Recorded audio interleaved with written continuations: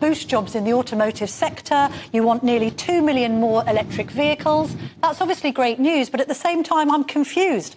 If there are more electric vehicles on the streets, it means that air quality will improve. So why is the Labour Mayor, Sadiq Khan, proceeding with this ULEZ that is so unpopular with the people of Greater London?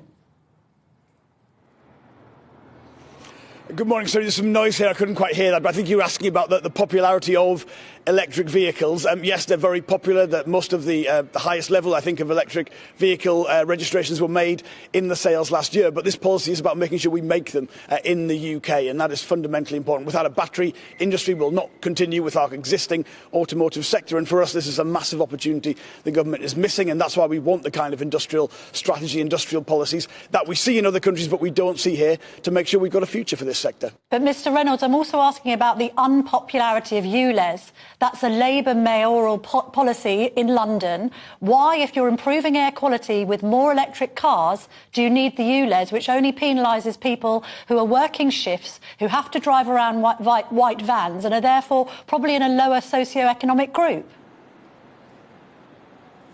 Well, the ULEZ policy is a policy for the Mayor. He's responsible for clean air. Local authorities and combined authorities can be sued if the air quality isn't sufficient, and part of having directly elected mayors is so they can stand and fall by the policies they're putting forward. But I think cleaner air is an essential health issue in the UK. We've seen the government mandate local areas to do it, and it's got to understand if it puts that mandate in place, local areas will respond to deliver that. And there is a longer-term transition. Electric vehicles are cleaner, clearly.